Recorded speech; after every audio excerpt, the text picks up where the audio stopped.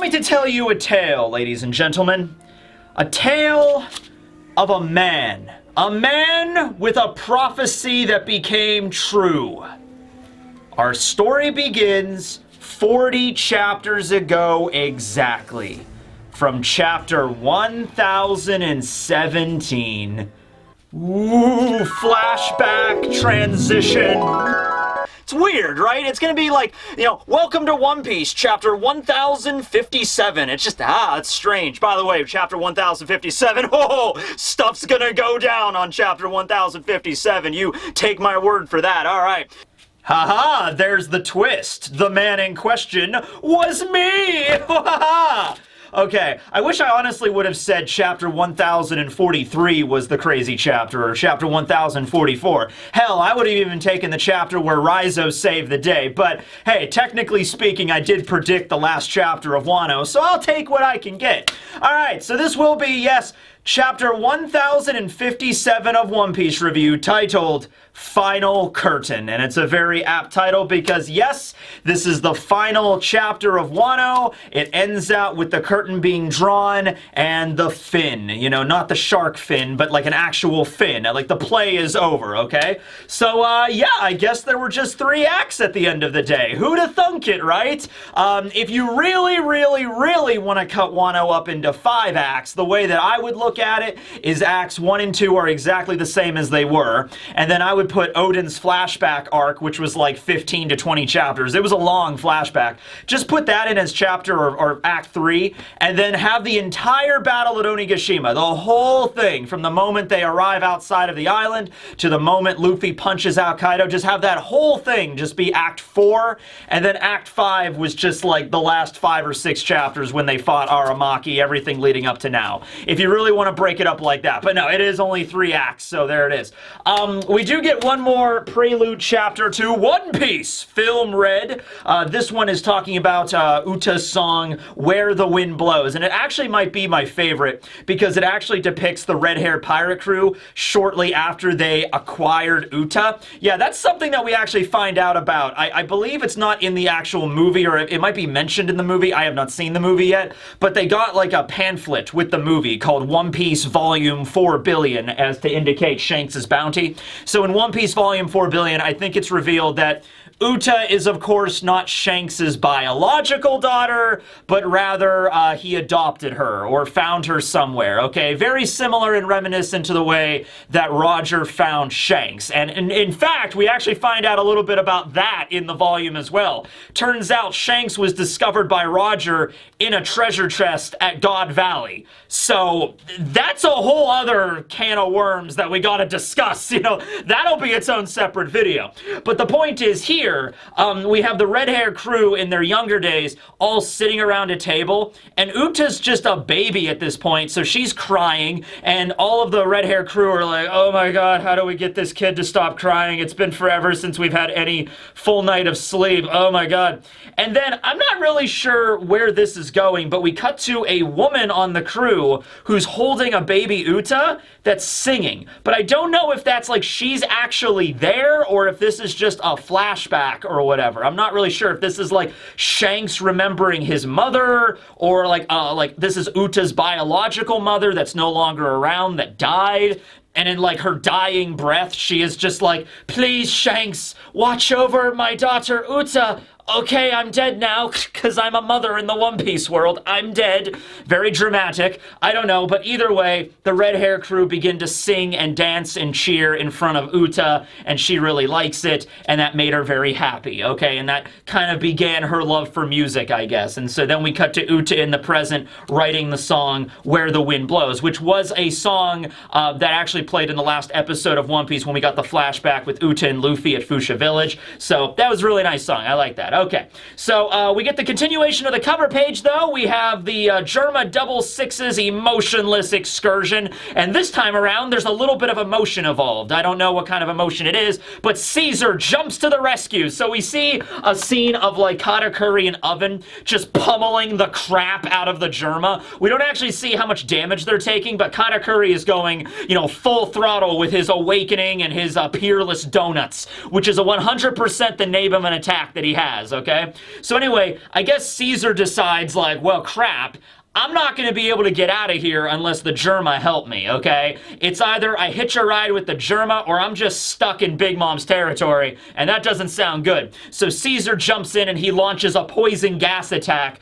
This will probably be good enough to at least distract Katakuri and Oven to get them away, and then, you know, Caesar can, like, grab the Germa and, like, try to escape and be like, all right, I saved your asses, now you gotta save mine. Now, the Germa, they don't really care, because they have no emotions. It's the Germa Double Six's emotionless, cold-blooded excursion, alright? So you know, Ichiji, Niji, and Yonji are just gonna be like, screw you. Reiju, on the other hand, though, she does have emotions, so maybe she'll be the one that's like the voice of reason here, and if nothing else, she could be like, okay, listen, guys, just from a practical perspective, he is very useful. I mean, Caesar can fly, he can summon gas, like any types of gas he wants to attack the enemies or, you know, create smoke screens with. I mean, we could honestly use his power to escape this island fairly easily, you know what I mean? The reason he didn't do it on his own is because, you know, Big Mom's crew is like, yeah, they have him surrounded. I mean, they could shoot him down or something like that. They could definitely take him out. They have hockey, you know what I mean? But if it's like the Germa and Caesar working together, I think they could puzzle out a way to escape the island. Right? So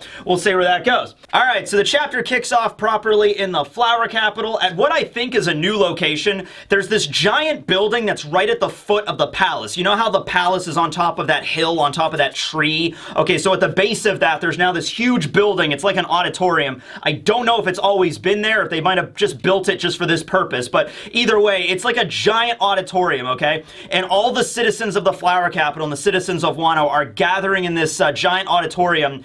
For what, you might ask? Well, of course, for the theater, of course. Shit. All right, so, yes. So, here's the thing. Nobody in Wano, like the vast majority of the citizens, have no idea what happened at Onigashima. They are still clueless, all right? They've been partying it out at the fire festival all night, getting drunk, having a good time. They are completely oblivious to the actual battle that occurred or the series of events that went down. From their perspective, they were partying all night at the Flower Capital in the fire festival, and then the next morning, they're like, all right, well, guess we're gonna have to go back to work in the factories and in the coal mines again. And then out of nowhere, Momonosuke just shows up. He's like, I am the son of Kozuki Oden, back from the dead, apparently. And everyone's like, what? And then all the 9 red scabbards emerge out of the smoke, and like, what? And then Momonosuke, by the way, I'm also a dragon. I'm like, what? But not a bad dragon like Kaido. I'm a good dragon. Like, what? It's like, oh, by the way, Orochi's also dead.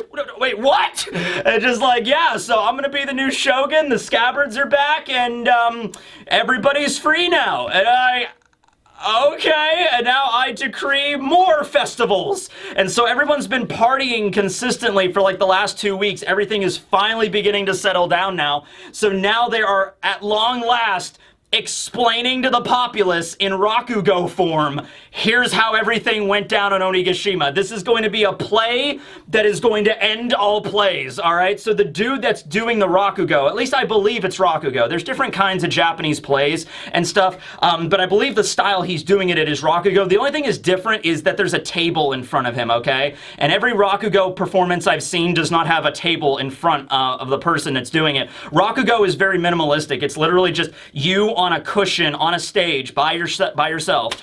You have a fan and like a yukata, and you could just use the fan and like hand movements, facial expressions, and that's really it. You're not even supposed to like stand up or do anything like that, right? Oh, by the way, as we're on the subject of Rakugo, go read Akane Banashi. Why do you think I own this yukata? For the sake of this chapter review? No, it was so I could do Akane Banashi discussions, alright? Yeah, so go check that out, please. It's a good manga, alright? We're not even, I don't think, up to like 20 chapters or so, or if we are, it's not very far beyond that. You can get caught up pretty quickly. It's a great series.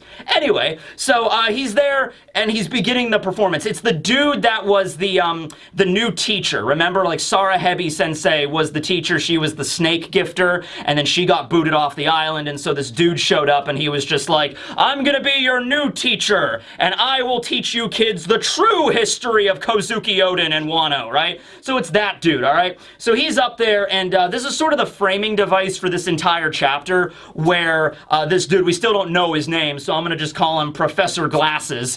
Professor Glasses is up there, and he's just like, all right, Our story begins on a stormy day. The azure dragon looms above Wano, striking fear into all of the citizens. And the mighty eight-headed Orochi forces all that live in his domain to, torture and starve to death.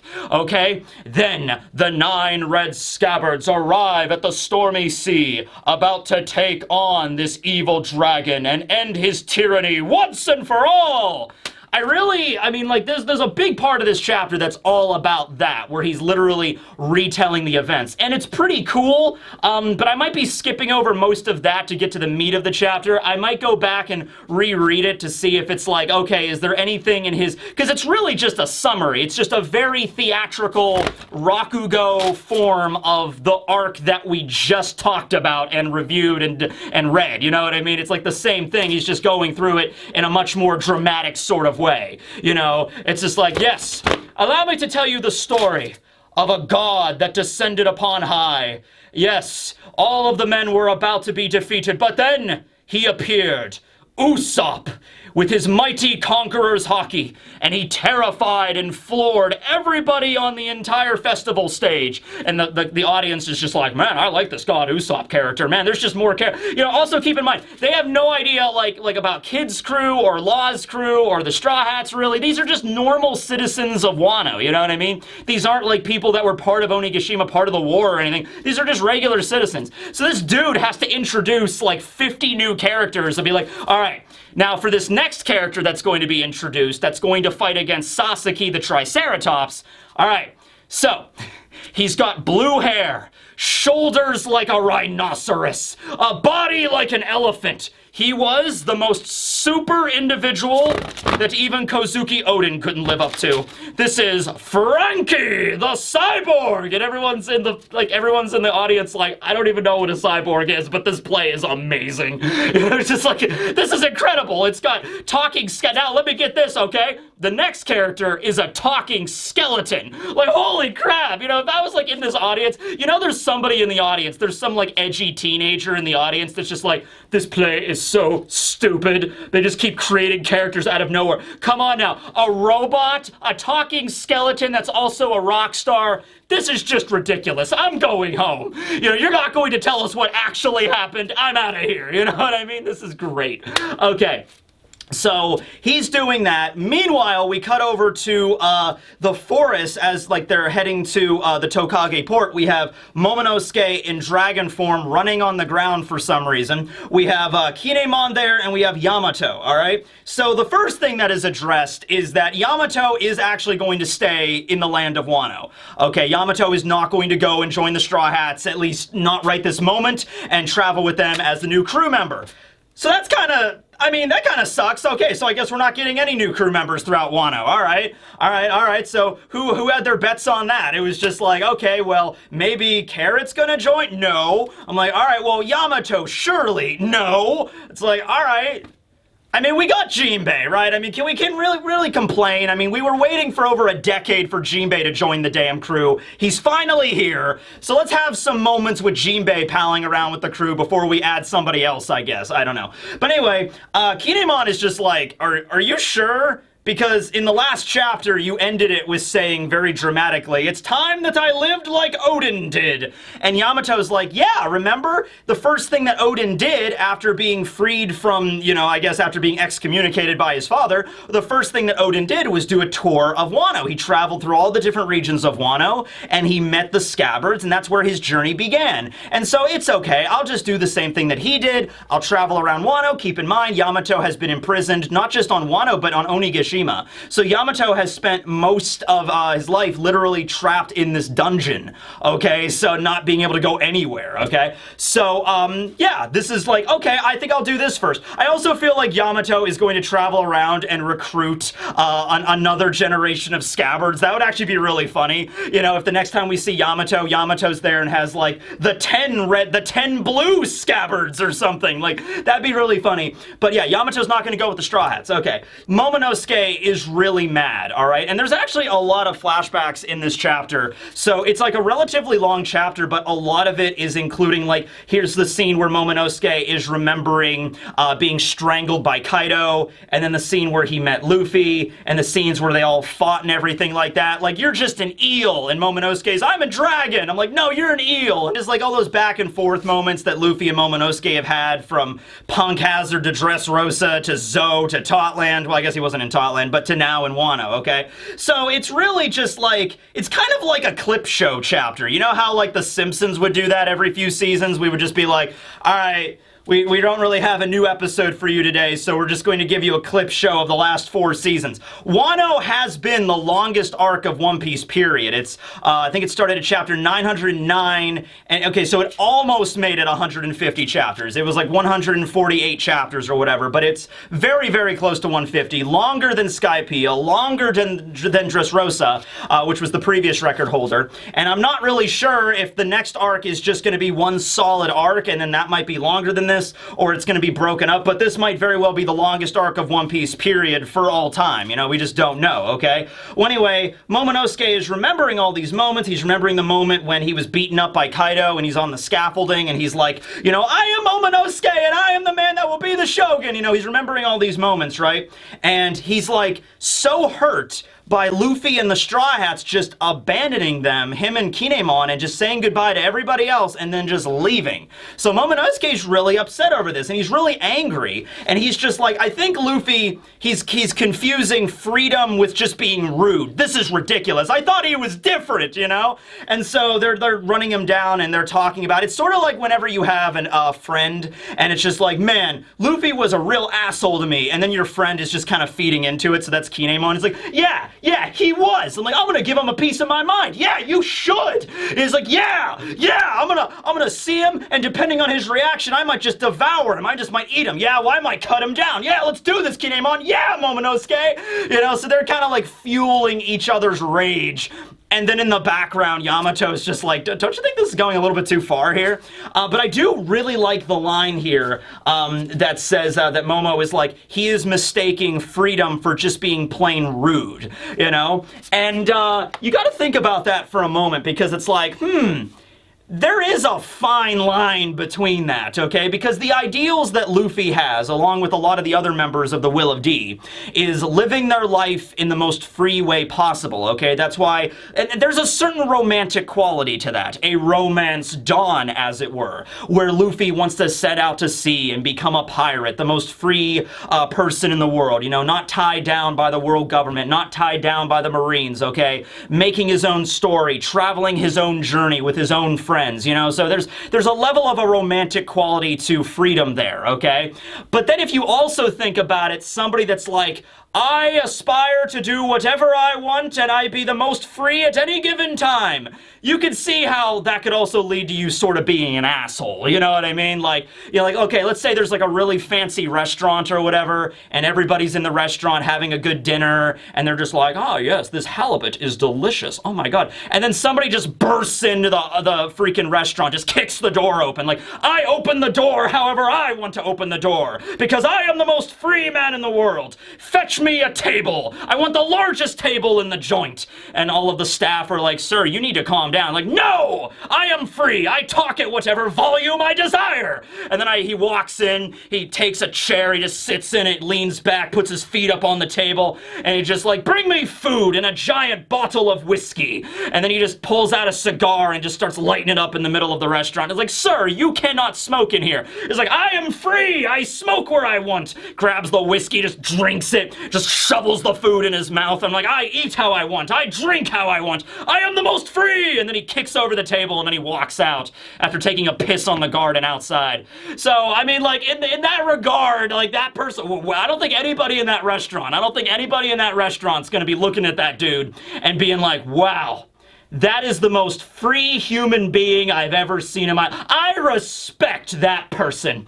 I want to be just like him. No, everybody in that restaurant would be looking at that dude like, wow, what an asshole. You know, this guy is wow, he is a jerk. You know, it's just like, that's how you would look at him. There's a fine line there. And Luffy, not that bad, but Luffy, well, I don't know about the drinking, but Luffy does tend to just steal food sometimes at banquets. You know what I mean? Just like, we made this food. Oh no, Luffy just showed up and ate it. Like, all right, I guess you're gonna have to wait longer to get your food order because Luffy just ate it. So he does do shit like that every now and then in the story, guys. Let's not kid ourselves here. Luffy is a very free individual, but he's also kind of a jerk sometimes, you know what I mean? And in this instance, kind of, like, does he deserve to be cleaved in half, as Kinemon says here? Like, depending on his reaction, I might cleave him in two. It's like, I don't think that's a little bit too intense there, Kinemon, but still, I mean, yeah, just saying goodbye to everybody, not even saying to Hiyori, like, hey, Hiyori, we're all gonna be leaving. Tell Momonosuke that we're gonna be leaving at 10 o'clock at Tokage Port if he wants to say bye to us.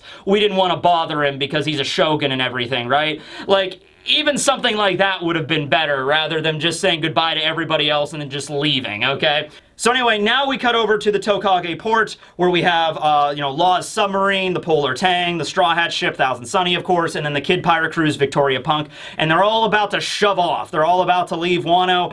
There's a cute little scene there where everyone's saying goodbye to everybody, and Law is being very serious. Law is just like, remember, next time we meet on the high seas, we will be enemies. Don't come crying to me if I try to eliminate you. And then Luffy's just like, okay, bye, Traffy. And then Chopper's there just like, bye, Law. That's, okay, wow, okay, that was a thing I can, all right, bye, Law. That's gonna be my Chopper voice from now on. No, I'm not gonna do that, sorry. But anyway, Chopper says goodbye to him in this really cute way, and then Law's just like, buzz off, screw off, I don't care. And Chopper's like, what? I thought we were friends. Remember that time I got tied to your hat? That was fun. And, Law's just like, I'm done with you guys. Hanging out with you all, allying with the Straw Hat Pirates has been the weirdest few months of my life. I'm out of here. I'm going back to where things make sense. You know what I mean? So they're all leaving, and at the same time, the Straw Hats, like Brook and Nami and Chopper, they look out from the side of the Sunny, and they see Momonosuke barreling through the jungle, arriving at Tokage Port. Also, it was mentioned by Kinemon, like, how come you're not flying? And Momonosuke's like, shut up! I'm too angry to fly! And it's just like, okay. So they arrive there, and Momo turns back into a human, and he looks really mad, and you think, like, oh, what's gonna happen? Is Momonosuke gonna go, like, punch Luffy in the face or something like that? And so he runs up and just kind of grabs him and hugs Luffy, sort of, and then he just breaks down crying, and he's just like, I don't want you guys to leave me all alone. So he's still a child at heart. He breaks down crying. He's like, why did you leave without saying goodbye to me? And then Luffy's just there like, well, you're saying goodbye to me right now, so what's the problem? Like Luffy doesn't even realize what he did was insanely rude. He was just like, well, you're mad that you're mad that you didn't get a chance to say bye to me, and you're saying goodbye to me right now, so there's no reason for you to be mad. And I guess that does make sense. Okay, Luffy, it does, wow, you managed to, okay, your logic is flawless in this situation. Okay, I don't know what to say. So anyway, Momonosuke begins to break down crying. Kinemon is there, like, oh, okay. Man, for a moment there, he was acting kind of like a real shogun, with the battle rage and everything. But now he's just on the ground, bawling his eyes out. All right, well, yeah. And so all the Straw Hats, like Zoro, is just like, oh man, this is kind of pitiful. But Nami begins weeping as well, because Nami's just like, oh, shut up. He's still a kid at heart. You can't blame him or anything, right? And so all the Straw Hats are like, man, this is kind of hard to watch here. Momonosuke's like, ah! And so, Luffy looks over to the Thousand Sunny and he shouts up to Usopp and he's like, hey Usopp, is it ready? And Usopp's like, oh yeah, just finished it up, Captain. So Usopp pulls out this giant Jolly Roger, this giant flag of the Straw Hat sigil, and then tosses it down to Luffy. And Luffy grabs the giant flag and he presents it to Momonosuke.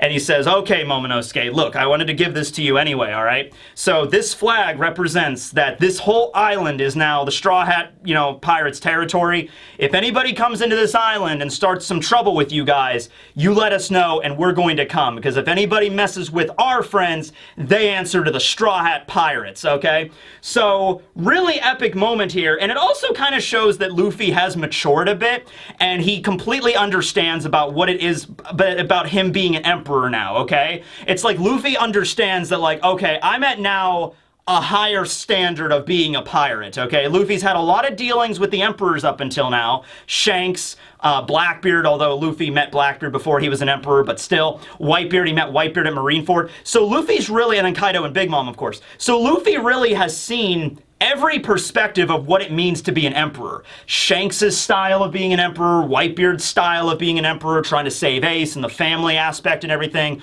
the way that Big Mom treats her crew, the way that Kaido treated Wano, you know. And so Luffy kind of realizes now, at least I hope, that it's like, okay, if we're gonna be in the same class as them, we gotta conduct ourselves maybe a little differently now, okay? We're still pirates, we're still the same Straw Hat crew, but we have to sort of like cement our power and our status, okay? Now, Luffy did something very similar to this back at Fishman Island, you remember, when Luffy shouted over the Den Den Mushi in Big Mom's face, you know, it's just like, oh, this is, you know, my island. If you start any trouble here, I'm going to fight you, you know, that kind of stuff.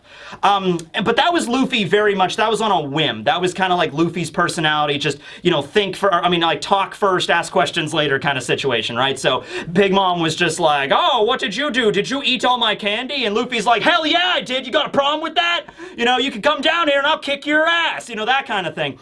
This gives a whole nother perspective where Luffy is actually thinking about this now, and he's like, okay, Usopp, make a flag so that we can fly it high and proud over Wano and Momonosuke, and it's there, and then if anybody messes with this land again, you know, they'll call us, and then we'll come and fight, okay? So I think obviously not going to be doing anything again in Wano, like for the current manga, like the storyline until they reach Laugh-Tale, but, you know, the Straw Hats are probably going to go on many, many more adventures, you know, 10, 20 years after they find the One Piece and stuff. You know, Oda did all that sketch art of, like, Luffy at age 40, you know, Zoro at age 60, that kind of stuff. I imagine the crew's going to disband, but they'll get back together every once in a while just to go on adventures, okay? And so we might have an adventure like this, maybe 10 years from now, some up-and-coming pirate might try to attack Wano, and then Momonosuke calls Luffy, and then the crew in their, like, late 20s, early 30s show up, and they're like, it's time to save the day. Might be something like that, who knows, right?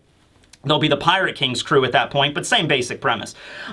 So yeah, I really like that. I really like this idea. And Momonosuke begins to weep, and he's just like, so I am one of you then? And Luffy's like, hells to the yeah, right? And he said, if any one of you, if, you know, Kinemon, Momonosuke, Yamato, if you ever want to be pirates someday, let me know, and I will come back, and I will bring you on my ship, okay? But this is sort of a thing where they gotta get moving right now. I mean, there's a lot of chaos happening in the world. Things are moving really, really fast.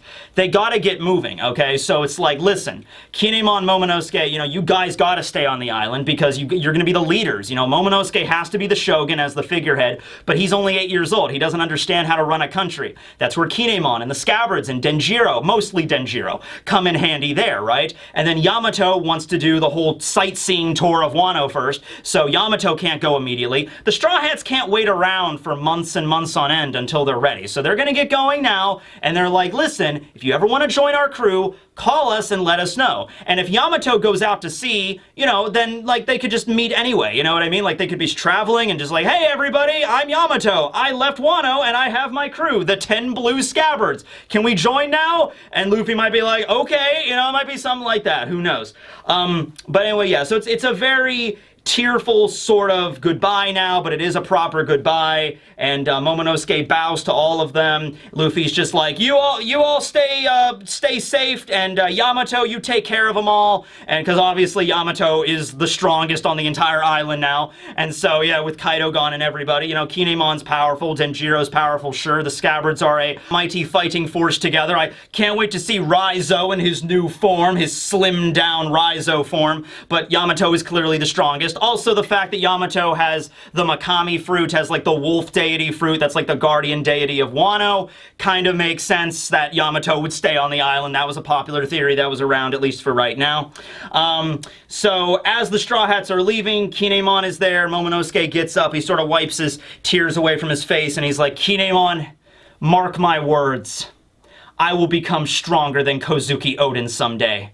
And then Kinemon just kind of laughs, and he's just like, and I will surely be here when you do it. And so Momonosuke's like, yeah. And then Yamato, speaks up and just like, he's like, oh, are you talking about me? And like, no. It was like, oh, okay. And so that was a nice little gag to kind of end out their little story for right now. Okay, we'll cut back to them, I'm sure, at a few points in the story from this moment onward. But for right now, we're setting sail, okay? And with that being said, the Straw Hats are now at sea. They're sailing on, and they haven't left Wano yet. They're still on top of the plateau, but they're sailing around, and Nami says, like, okay, we should be heading to the Hakumai region, because there's a port there, the Mogura port, the mole port, where we can, like, go all the way down to the bottom of Wano without jumping off the damn waterfall, you know what I mean? This will be a safe way to do it. And so Law's crew and the Straw Hat crew are about to go to Hakumai to do that, to be lowered down safely, but Kid's crew, on the other hand, are just like, ha ha ha, I knew it, killer, look at them, bunch of wimps going down the safe way. Yeah, well, I guess that makes sense because you guys need to be safe. Oh, we're gonna be taking the manly way down. Killer, set a course for the waterfall. Now because he said that, there's a scene where Law and Luffy just like they snap. We actually see Law probably, I think, the most pissed off he's ever been in the story. He's just like, what? And so they're like, all right, you know what? Jinbei, give me the helm. And like Luffy just like bumps Jinbei out of the way. He's like, Luffy, are you sure? I'm like, I'm the captain. You're on my crew now. We're making a full steam ahead for the waterfall. Da-da-da-da-da-da. You guys make fun of me for playing William in One Piece D&D, but Luffy's totally pulling a William move right now. I'm just saying. Okay, anyway. So they direct for the waterfall, and they just all immediately jump off.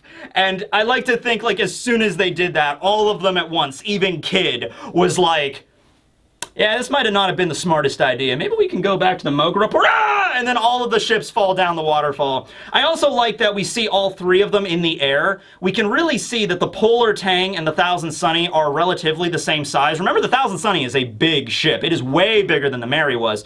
But we see the Victoria Punk, the Kid Pirate Crew's ship, and it's even bigger. It's like a giant galleon, which makes sense because Kid's crew and Luffy's crew are relatively the same. Law's crew and Luffy's crew are relatively the same. Law has 20 members, Luffy has 10, and I guess with Kid's crew they have like a little bit over 30, but I guess they have to have like a bigger ship just for like their rock productions and everything, right? So all three ships go over the waterfall, they shoot down, we see a scene with Kid, Law, and Luffy all screaming as their ships are falling, plummeting to the very bottom of the waterfall, and this leads back over to the Rakugo performance in the Flower Capital, where Professor Glasses is now in the middle of the moment of the battle where Orochi dies, okay? So he's like, and thusly, with his mighty Orochi head created, Orochi stated, I am Lord Orochi!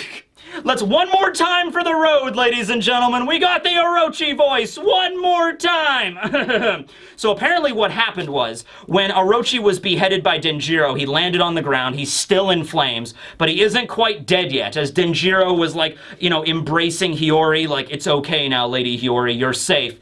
Orochi managed to get one more paragraph out of his evil lips, okay? And it was, the Kurozumi's family grudge will burn Wano to the ground, Hiyori, Komurasaki, whatever your name is. Denjiro, you have not saved the day. You may have killed Orochi, but Orochi's hatred will foster in other Kurozumis, and this country will be brought to ruin, I'm sure. I am Lord Orochi! And Lord Orochi melted into a puddle of acid that day, never to be heard from again. Or he just died. He died. He managed to get one more word out. And Oda did confirm he's dead, because in the last SBS, they asked him, like, okay, so how does Orochi's ability work? Like, do you have to kill him 8 times in order for him to die? And Oda was just like, yeah, that's how it works. You gotta kill him 8 times. So I went back and counted. Kaido cut off the first head, so he had 8 heads total. Kaido cut off the first head, so there was 7. When the Scabbards fought him in the hallway, there are 6 heads. One of them's a little bit off panel, but there are 6 heads there. And then he only had 1 left, and that was the one Denjiro cut off with Hiyori, okay? And so yeah, Orochi is straight up dead now. But his last words were sort of like, you know, the way that the Kozukis have treated the Kurozumis and the Kurozumis grudge, you know, there are still other Kurozumis in this land, maybe Tama, who knows, and so that hatred will be fostered, and then somebody else like me will emerge at one point. You can count on it, kind of. That was like Orochi's last words. So now we actually get some information that we didn't previously have. Hiyori, you know, breaks free of Denjiro, and Denjiro's like, Lady Hiyori, you don't have to. And Hiyori takes out her mighty fan that does not have a dragon, but has the symbol of the Kozuki's crest on it, the cranes. And so she stands in front of Orochi as his last words were like, the Kurozumis will burn this island to the ground. And then Hiyori's last words, like a freaking boss, a girl boss, mind you, is just like, Kurozumis were born to burn! Because Kurozumi in Japanese means charcoal. All the other daimyo names, all the other noble family names in Wano have moon in their titles. So Kozuki and Uzuki and Fugetsu, which means wind moon. Okay, so they all have different kinds of Amatsuki so it's like Getsu or Suki. If you're a fan of Bleach, you know Getsu means moon, but Suki also means moon, okay? Actually, did you remember that the original way that Kozuki was actually said in the manga was actually Kogetsu, not Kozuki? And I believe it just means light moon, okay? So they all mean moon, or have moon, the kanji for moon, in their name, except for Kurozumi, which means black charcoal, okay? So it's like the ultimate pun.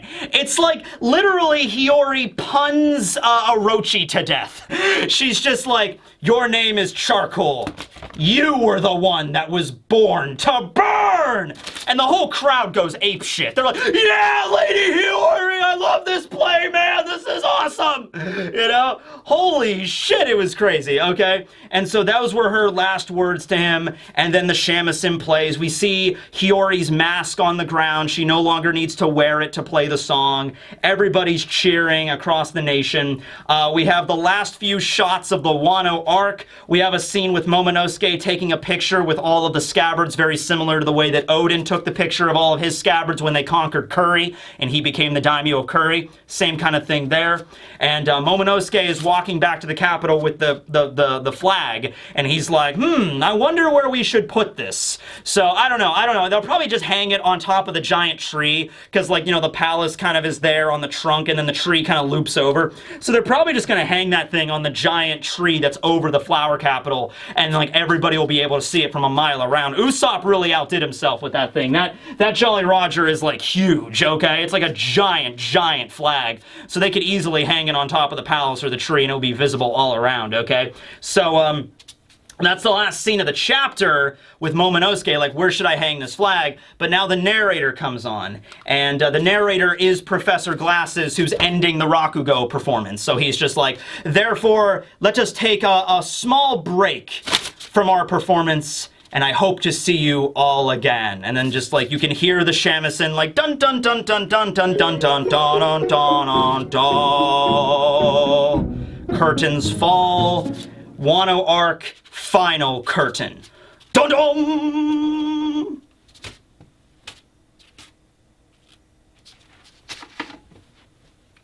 Well, that was fun. That was Wano. That was 4 years. Wow. I remember when I first started talking. Remember all the hype that was built up to Wano, where Oda was like, you know, Wano's gonna happen in 2017, and then it didn't, and then it finally happened in 2018, you know? I mean, this is an arc that's literally been set up since, like, 2012, you know, like when they arrived at Punk Hazard and they met Kinemon, and Brook talked about Wano, and it's like, oh, this mysterious land of samurai, and it took us 6 years to get there from then, and now 4 years of the actual arc, and now it's over. I gotta be honest with you, this chapter was released, this translation was released last night. Okay, so I read this before I went to bed last night, okay? And after I read it, I sort of got a little weepy, a little somber, because I'm like, wow, Wano is over. We all sort of traveled together on this journey. We've all been there, you know what I mean, since the beginning of Wano. Isn't that kind of cool? That's a nice little moment, okay? Let's have a hug. Come on, let's hug. Let's hug. Okay. Hugs are nice. That's cool. Okay, so, yeah, end of Wano. No break next week. I don't think there is. No break next week. So, okay, now Now begins the powder keg of One Piece. At the end of every arc, you know what happens, right? We have a little bit of a post-arc, in-between arc, where we cut all over the world and see what's happening. And we've kind of already done that before, because there's just so much crazy shit going down. But now... we're probably going to cut over to see what's happening at the Reverie, not Reverie, but at Marijois about the Reverie. We're probably going to learn, I mean, this is the moment of the story. You keep in mind, not just that we see stuff, this is when Oda reveals new information about characters, typically. You know, in between arcs. Before we cut back to see what the Straw Hats are doing, this is when we get a big reveal. So I'm telling you guys straight up, anything is on the table right now. We might cut over to Reverie. I keep saying Reverie. Reverie's over. We keep cutting over to Marijois, and we might find out, like, who Eam is. Like, we might, maybe not their, like, true identity of, like, everything about them, but we might see Eam's face.